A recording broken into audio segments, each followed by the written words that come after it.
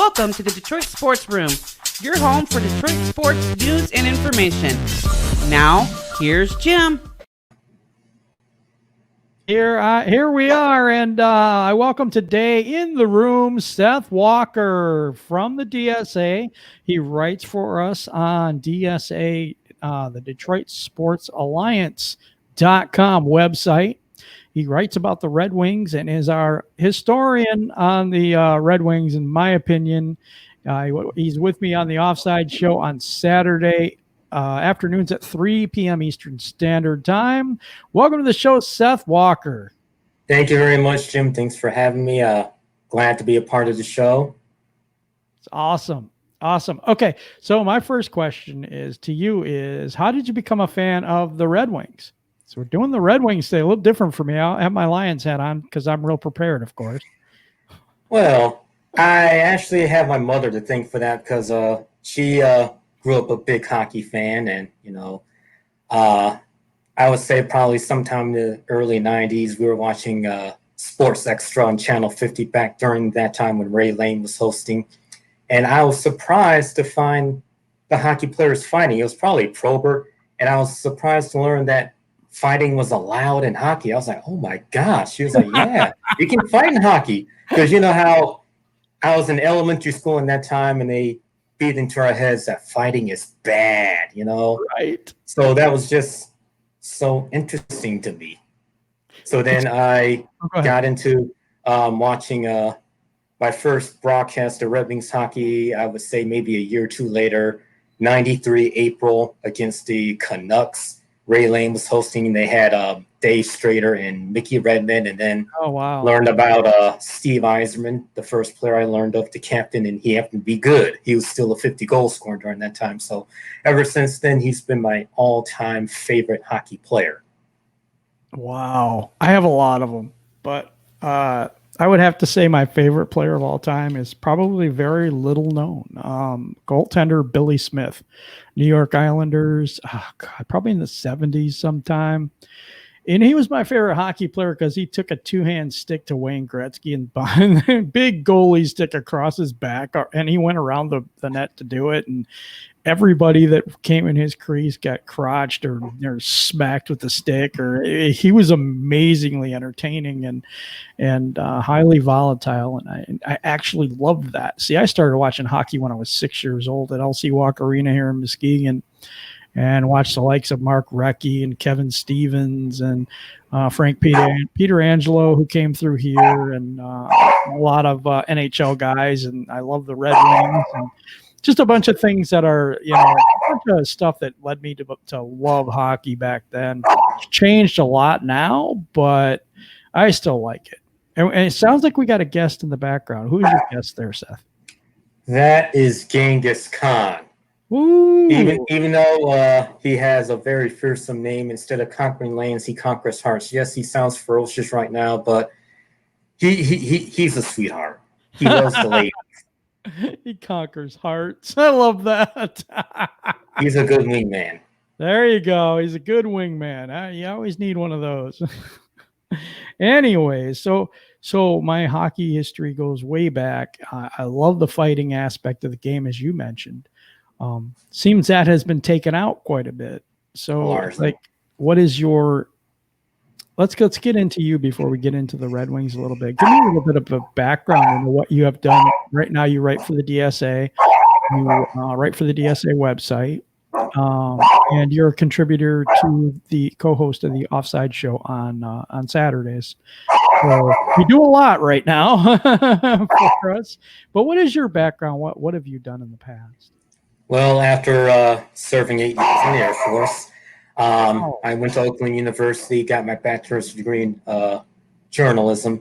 While I was there, I wrote for the Oakland Post, a campus publication covering mainly volleyball and women's basketball, but covering a few other sports here and there like baseball, men's basketball.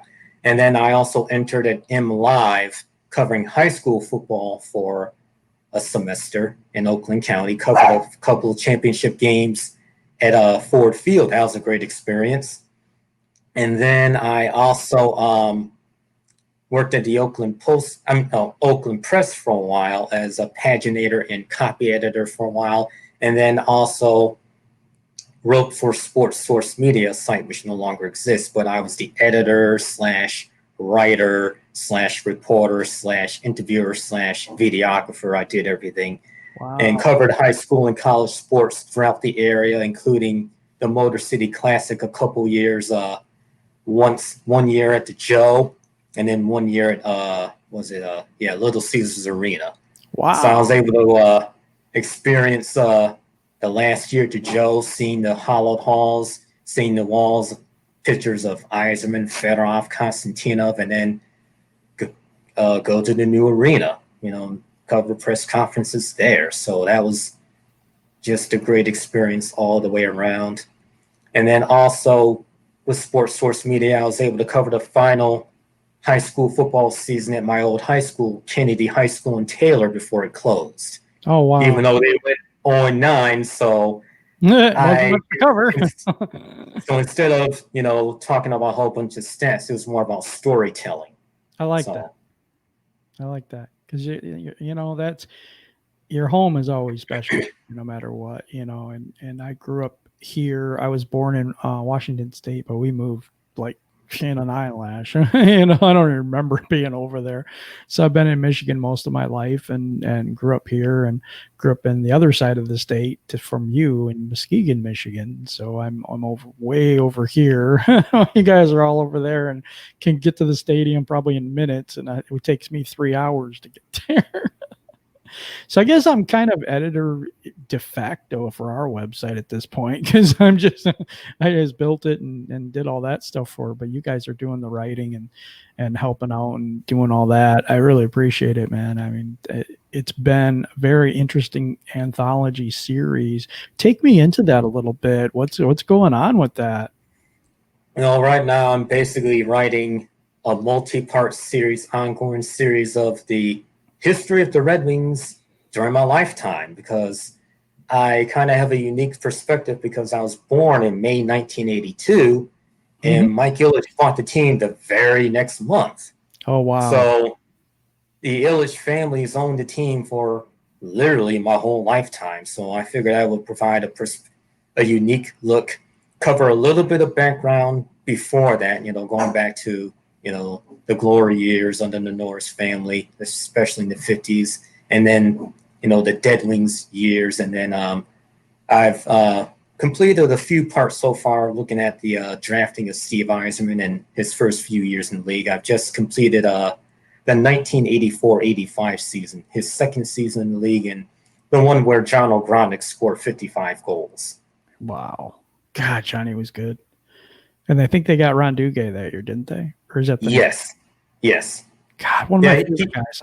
I used to watch the Rangers all the time, New York Rangers. And it was him, Ron Greshner, and a couple other guys that I just liked for some reason. I don't know. And when he became a Red Wing, it was one of my favorite times of all time, Ron Duguay becoming a Red Wing. Most people won't even remember that, but I'm letting you know that that's one of my favorite memories, way back then, at least, when they were the Dead Things. But do you consider them like the Dead Things now? I mean, does that kind of that era, that feel? I am very reluctant to use that term now. Some people probably want to right now, especially the folks that are my age and younger that don't really have your perspective of Wings history. Right. They probably think that this time right now, if you look at Facebook groups, that the losing is unacceptable, fire Blashill. Look at how the Blues did when they made a coaching change. So that's a once-in-a-lifetime scenario that's befitting of a Disney movie. If, you make a coaching change. I got to say this. The Blues had more talent at this point. At this stage of the game, we are not there yet. And people think, we got Larkin and we got Bertuzzi and Mantha and blah, blah, blah, blah, blah. But you don't have depth. You don't have a scoring line, too, at this point. I don't know. It isn't good right now. Your defensemen are not very good, outside of maybe Hronek right now. And I'm struggling to think of that other Lidstrom kid might be pretty good. But Kaiser's okay. Oh, Kaiser's pretty good. Yeah. He has a long reach, but he gets hurt a lot. He has a lot of injury history with him, and I don't know. I liked DeKaiser. I liked him when he first came on the Red Wings. I thought he was a really solid defenseman. Yeah, but more of a top 4 second pair guy, in my opinion. Yeah, I agree. I think he's more offensive than defensive defenseman, in my opinion. But well, you need those guys too. But Mort Seider looks really, really good down in Grand Rapids. What do you think the future looks like for the Red Wings as you start to look at, potential turnaround and stuff like that? What do you think that looks like? Well, it's not going to be a quick turnaround like some people might want.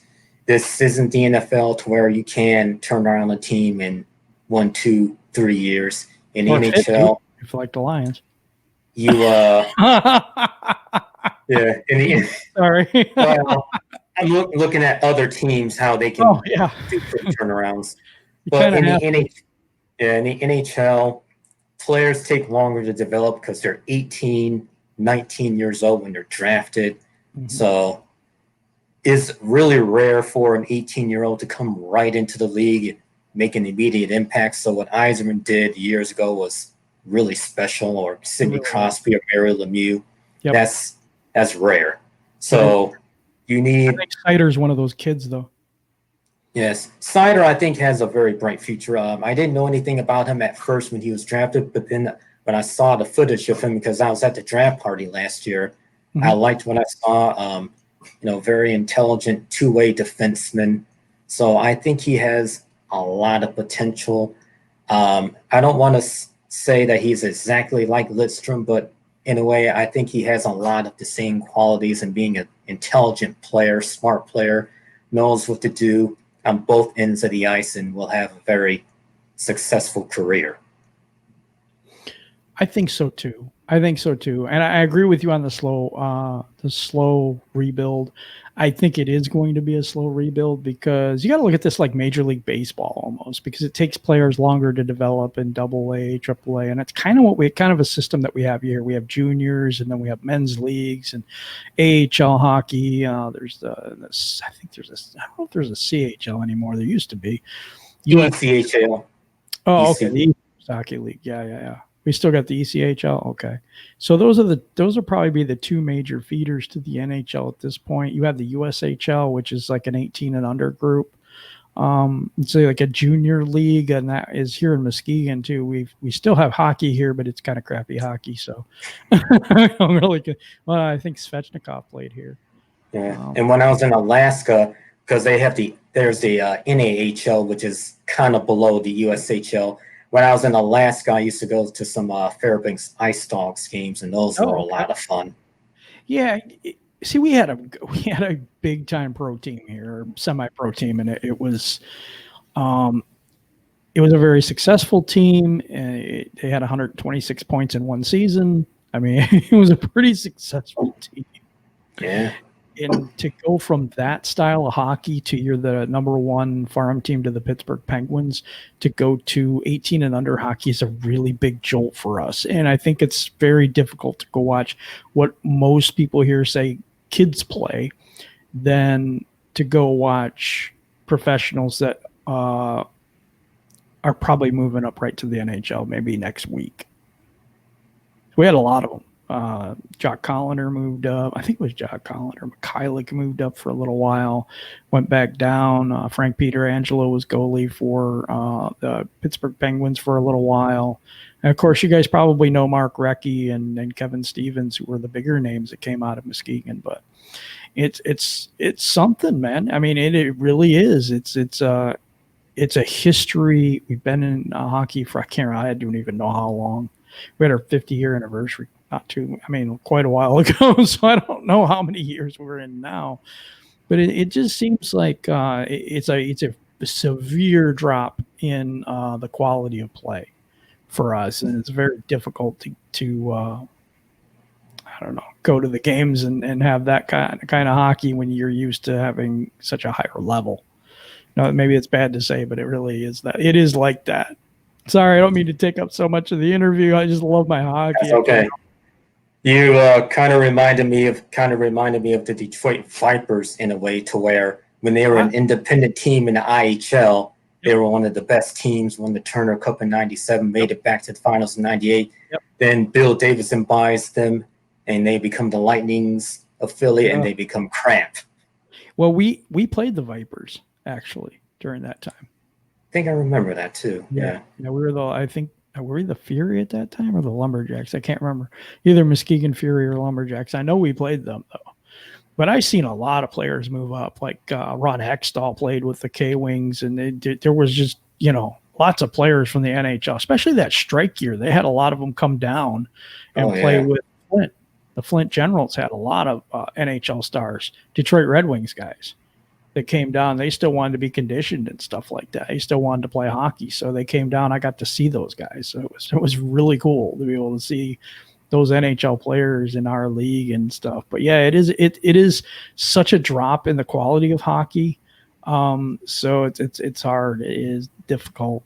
So back to the Red Wings. So you became a fan of the Red Wings in what year? When do you remember actually becoming a fan? 1993. Oh, 93. Okay. Yes. And that was the year where they lost in the first round to the Maple Leafs in overtime. And to this day, I have had a extreme disdain for the Maple Leafs. I think my hatred has to go with the Avalanche at this point. I mean, still, just because of Claude Lemieux and how dirty they were, and what a horrible. I mean, to me, they were cheap shot artists. They were big talkers. Patrick Waugh, that big talker, and to be able to beat those guys is very satisfying in those years.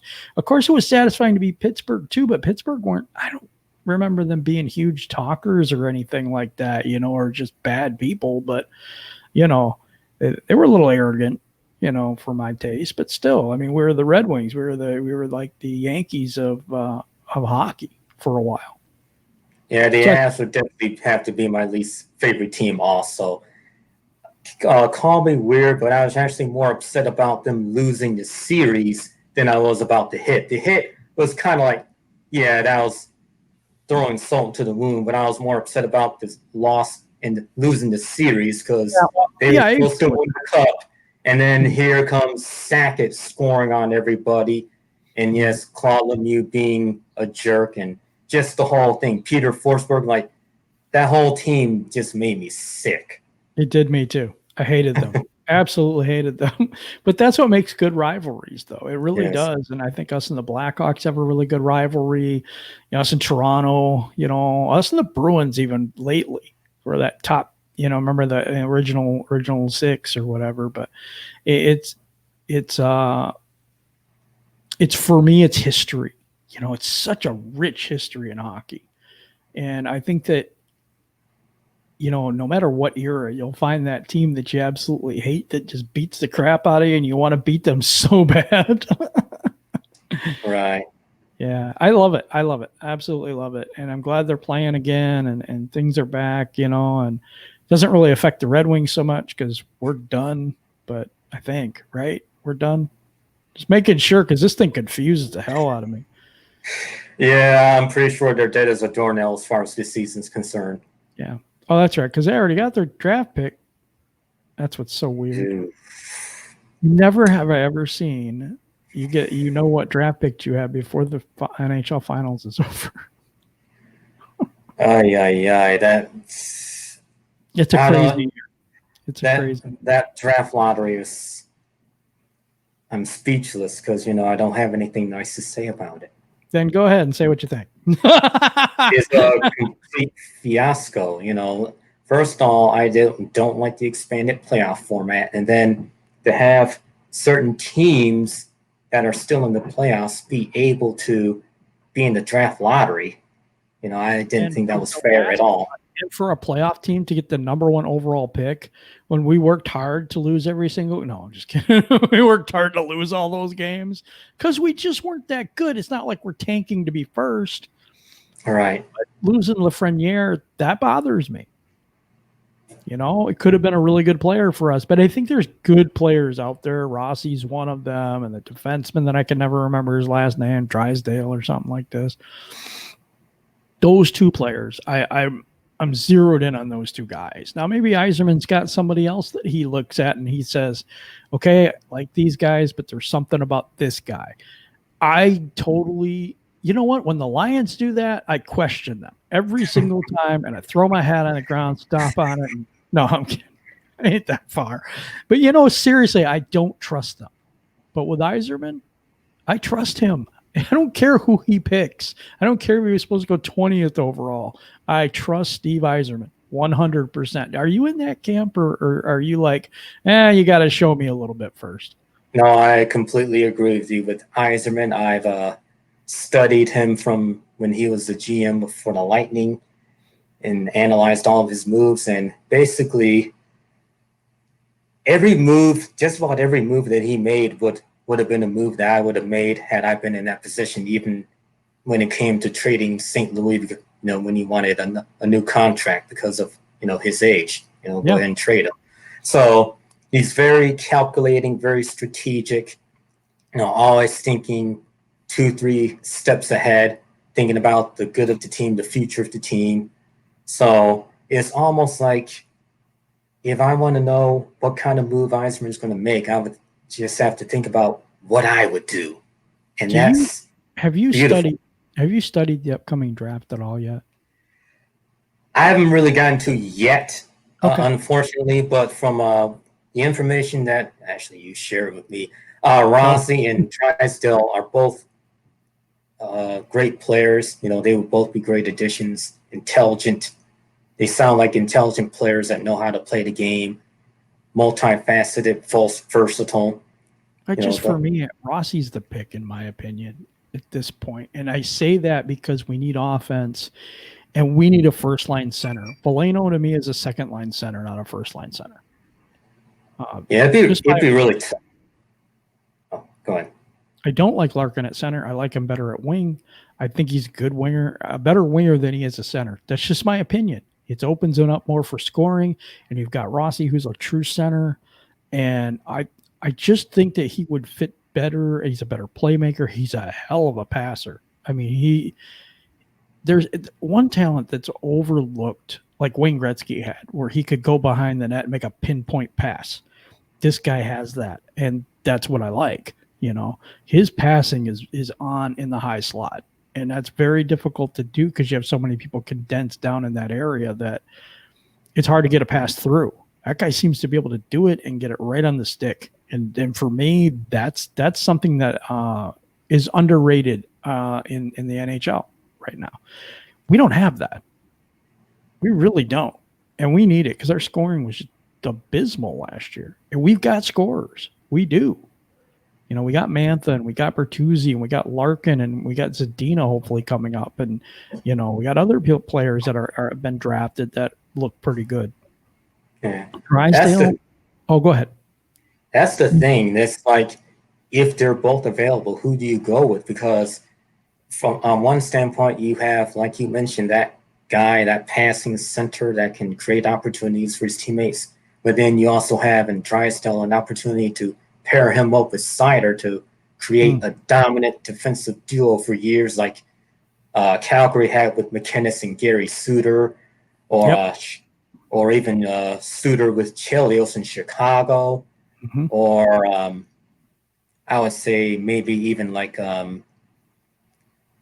Brian Leach and Jeff Bukaboom, even though Bukaboom was more of, I guess, a physical defensive guy, I'm guessing. Yeah, he was. But, he was not terrible, but he wasn't a great defenseman, in my opinion. Yeah, but basically that great defensive duo. Yeah, so I agree with you. I think like Seider's really good on both ends of the ice, and I think Drysdale's could be the captain of our power play.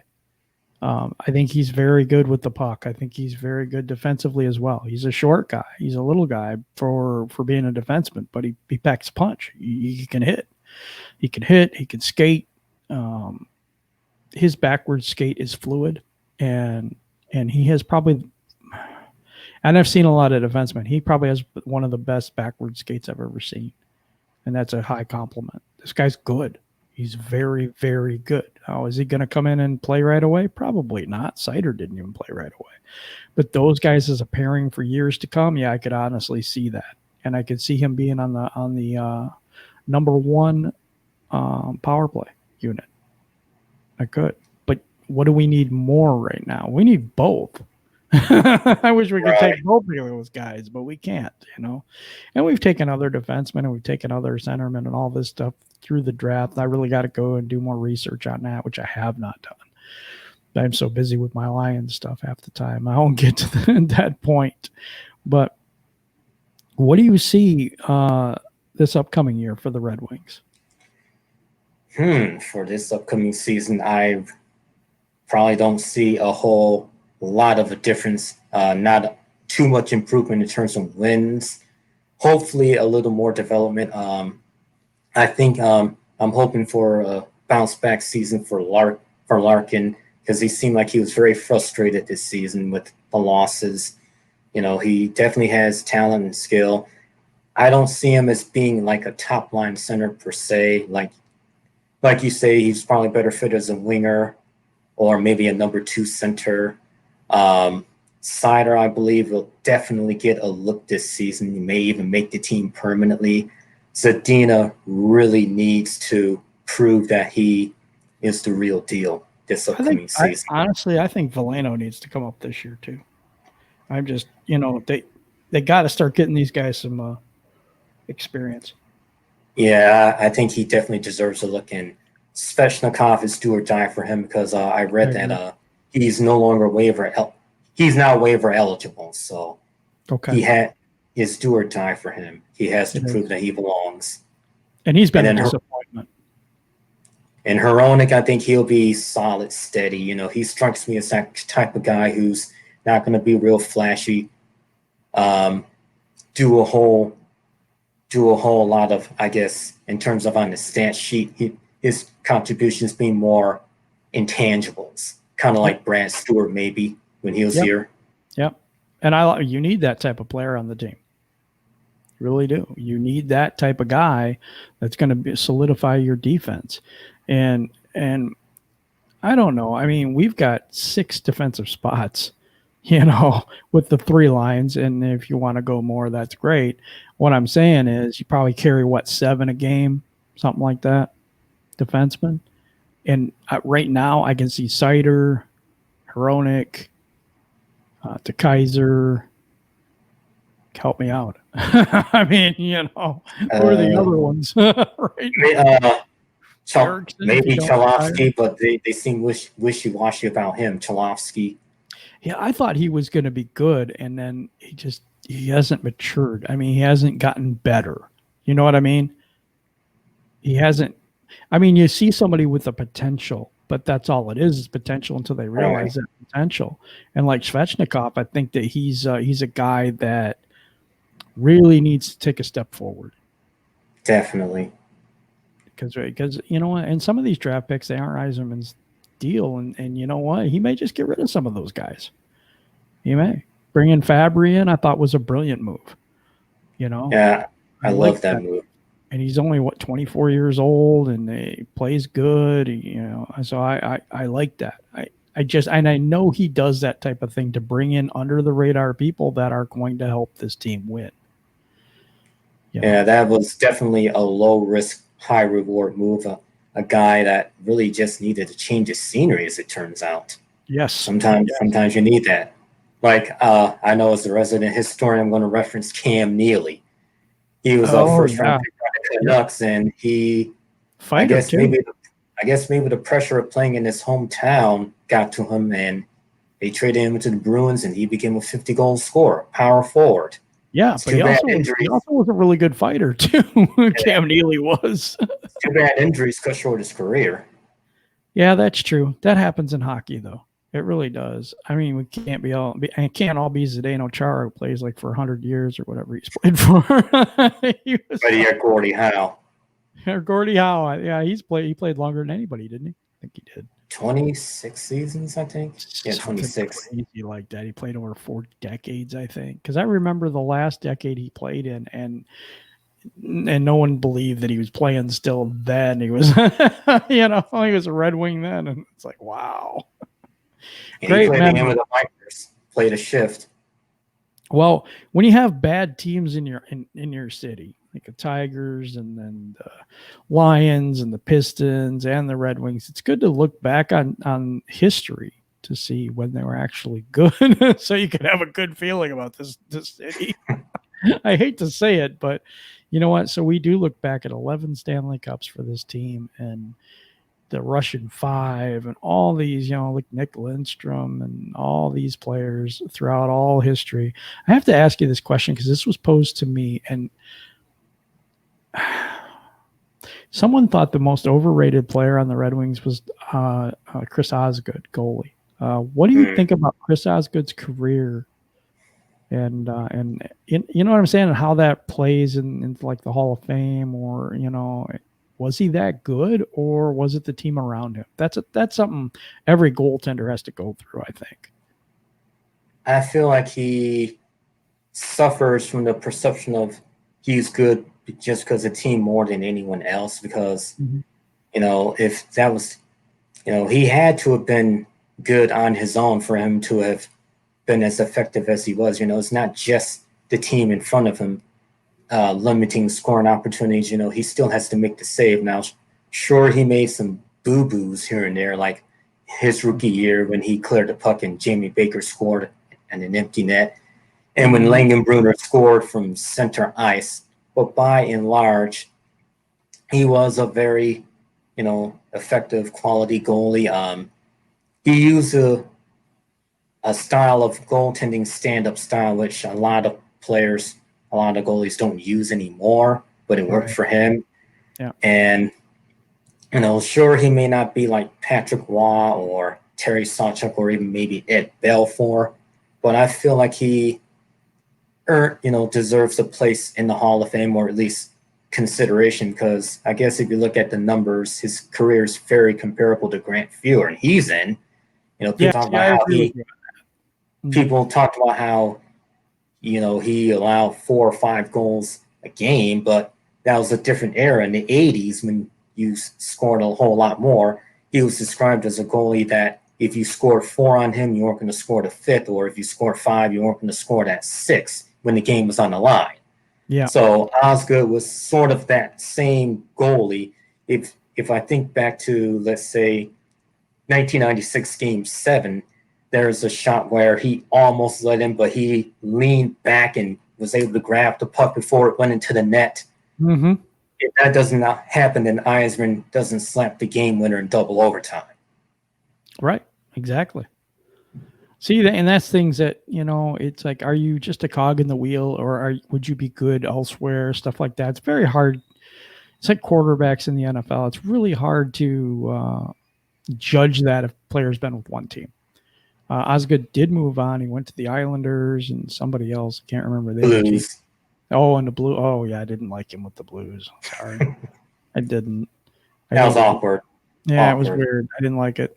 But, there's just, I don't know. My perception of Ozzy was I thought he was a really good goaltender. But I thought he was on a really good team too. You know what I mean? But we had other goalies that were, in that era that were good goalies elsewhere, but sucked for the Red Wings. Like Curtis Joseph comes to mind. Cujo. Yikes. He sucked for the Red Wings, but he was outstanding. Except for St. Louis, I think he played for. And Edmonton too.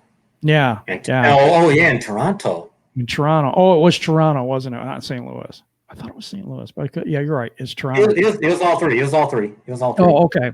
Yeah, but he was just amazing. And I'm like, there's so many good goalies that I remember. Felix the Cat. Do you remember him, Potvin? Potvin. I didn't like him because he was a Maple Leaf. I know, but still, he was good. True, there was a lot of good goalies back. Garth Snow, actually. They actually made a rule against him because he had such big pads. Remember that? His shoulders. I remember that, like those big square football style shoulder pads. But your comment about the goaltending style, I think, is about Osgood because he's a North American goaltender. The Europeans like the butterfly goaltender stuff, and that really came over here big time. I think everybody likes that now, where they go down all the time. And Hasek did that really well. Most Czech goalies do it. Swedes do it too. Lundqvist. different goaltenders like that. They use the same butterfly type of thing. Goaltending has changed over the years. And do you think it was the European influence that did that? Actually, I don't know enough to be able to say that. I do remember that with Hasek, he was described as being an unorthodox style goalie all over the place. Yeah, so I think if anything, you have more of that, goalies being unorthodox, just depending on their reflexes. Well, the difference is a stand-up goaltender, it usually doesn't go down. And a butterfly goaltender loves to go down and cut down angles and get the pads out, go down to his knees, get the pads out so that he can cut down angles and make saves that way. Whereas the stand-up goaltender covers as much of the net as he can, and makes himself bigger. Whereas the other goaltender makes himself a little bit smaller but covers the bottom of the ice better. So you don't have a 5-hole thing usually with that type of goaltender, unless you can catch him before he's actually down. Then you can get a nice 5-hole shot. They're vulnerable to the rooftop, upper corner type of shot, whereas a stand-up goaltender is more vulnerable down. Okay. I remember our favorite goalie to hate, Patrick Waugh. He was real big in the butterfly style, and I remember he was described as really the one who made it popular. I remember when he was with the Avs, the broadcasters, I think Bill Clement was talking about how the best way to beat him was go high, since he had top bottom shelf covered. Top shelf on a butterfly goaltender all the time. Yeah, definitely. But where do you see yourself as a writer and as someone who wants to pursue this? Where do you see yourself in the next 5 years? That's the $1 million question, isn't it? Well, let's hope. No, I'm just kidding. Well, $1 million question. I'm not getting that $1 million, so I don't know what the heck. Well, hopefully, still with you guys, part of Detroit Sports Alliance. Oh yeah. So let's build that website up. Yeah. And helping you guys provide good content. So sounds good. What made you want to become a writer? I didn't ask that question. I wanted to. A writer, period, or as a sports writer? Sports writer. Yeah, definitely. I guess basically overall my love for sports, and I guess someone suggested to me while I was in the Air Force, why not go into journalism? So, since I like sports, I was like, okay, let's give it a try, and went to Oakland and found out that I really like writing, and covering sports is always an enjoyable experience. Experiencing the sights and sounds of the game, even hearing the coaches say some things that you normally wouldn't hear them say, like, are you kidding me? Bleep word.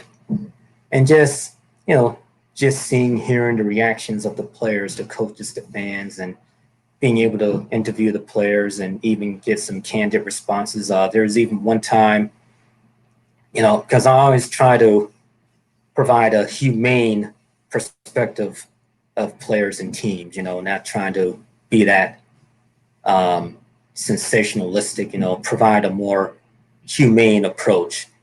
So I remember there's one press conference for a player. She talked about how, because she had transferred from one college to another, how she felt so alone at the previous college and felt suicidal, but yet at her new college, she felt so at home, so warm, so welcomed. So being able to capture moments like that is so rewarding. I like that. Because you have a big heart for what you're doing. I have it up there about the DSA website and where they can find the anthology that's going on right now that you have started to write, and we're loving each step of the way there. I appreciate you doing what you do for us, and I want to see you. I want to see you get bigger. I want to see you write more and do more things and get out to different events and stuff like that and things. And hopefully we'll get to that point soon. But yeah, I really like so far I get to read everyone before everyone else does, so I think I'm special. Besides you, obviously, but I get it first, so I get to see, what the content is before it goes out. I get to read every article, and I really like the series. I think you're doing a wonderful job with it. And I really want people to read this. It's very good. I mean, it's very good, deep stuff, and it's not a long read. I mean, you don't have to spend all day, or whatever. And that's really good. So I appreciate you being on with me today, Seth. It took a while. So like in real talk, we were gonna do this another day, and then today almost didn't work out because of lighting and stuff. So Right. we have struggled to bring this to you guys today. So I really appreciate you doing this and your patience and everything with me and all the situations that kind of came up for us. No, I really appreciate you, Seth. Thank you. Thank you very much. Thank you for having me. Thank you for the exposure, and I'm very flattered, very humble. I've always been a humble guy. Never wanted to have the big head over anything at all. So I appreciate it. You're a great guy, really. It's a fun time when we have the Offside Show. The Offside Show is on Saturdays at 3 p.m. and you can check it out on either mine or PD's channel. But I think we're going to go to a main channel for the DSA, which is coming out really soon. I'll have more details on that as I get them. So, all righty, it's been a great time. I want to ask you, please subscribe to the channel, hit the like button for this video, and hit the bell icon so you know when the videos are coming out from now on. And I appreciate you doing all that. And after you do all that work, take 5, have a Coke or whatever you like. I'm trying to be nice. And whatever you like, because that was exhausting, and I get it. But Seth, is there anything you want to say to the people out there before we go? Well, again, I hope to remain a fixture of Detroit sports media for years to come. Help this grow into a great brand, great experience, and with you, Jim, and others that are part of the group, such as Detroit sports. The other guy that PD Sport. Yeah. The other guy. I was drawing a blank, and I hate butchering names. No, that's fine. I do it all the time. And then also other members of the group, such as Rachel Marie, who does great Lions content, Luke, who's very insightful, and so many others as I come to know more people. Pistons talk, which is going to be on today at 3. He'll be the next one right after you. So I think we have a great group, and feel very blessed to be a part of it. So, again, thank you again. You heard it from me, Seth Walker. That's my catchphrase. All right. I don't have a catchphrase. Is that bad? I'm not sure. Maybe I need to come up with one. No, I'm not going to do it yet. I will, though. Send me your catchphrases. If anybody has a catchphrase that you think I should use, then just put it in the chat below, and maybe I'll get my catchphrase from you guys. I don't know. I ain't really thought about it all that much. I'm too busy to mess with it at this point. But for Seth Walker and myself, thank you for watching the video and all that. We have a great time in this Who's in the Room series, and we're out.